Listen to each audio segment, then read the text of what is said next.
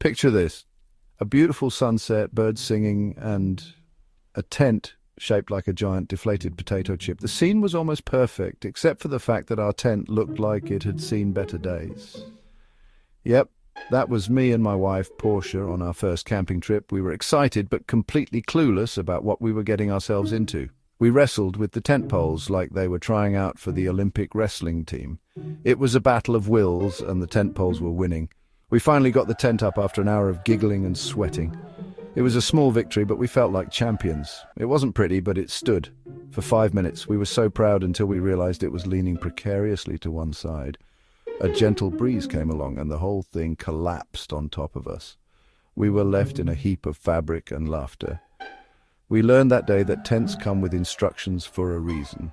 Who knew? We certainly didn't. From then on, we decided glamping was more our style. No more wrestling with tent poles for us. You know, where the tent comes with a butler named Jeeves, who also makes a mean martini? Now that's what I call camping. So, everyone knows the golden rule of camping. Keep your food safe from bears, right? It's practically camping 101.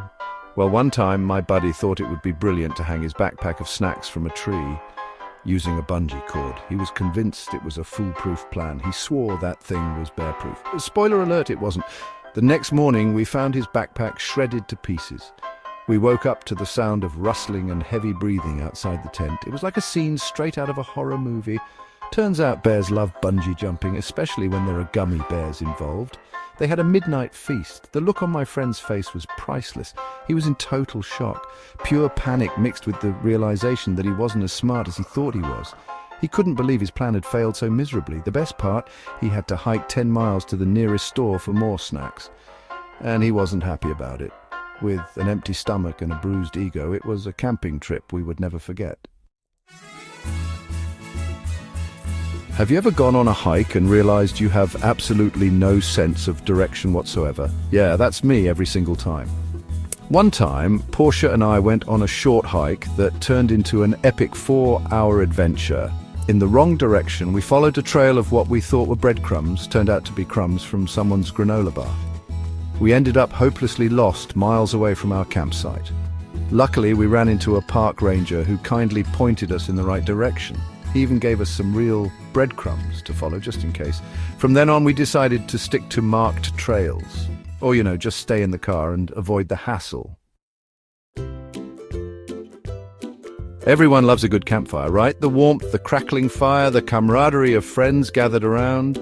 It's the quintessential camping experience. The warmth, the crackling fire, the mesmerizing dance of the flames, the billowing smoke engulfing you in a choking cloud of despair.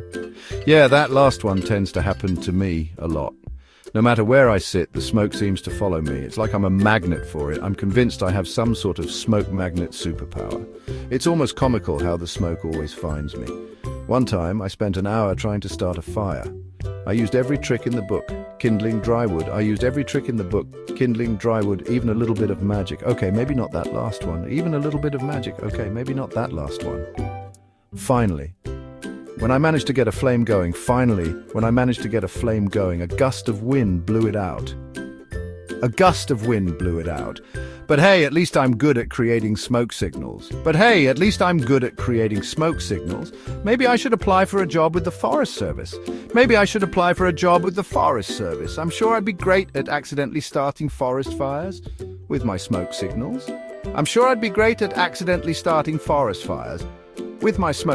You know what they say, right? Laughter is the best medicine.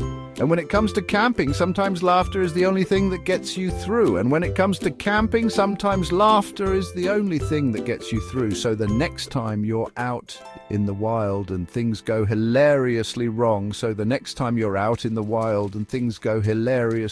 just remember you're not alone. We're all just trying to survive out here. And maybe have a few laughs along the way. After all, isn't that what camping is all about?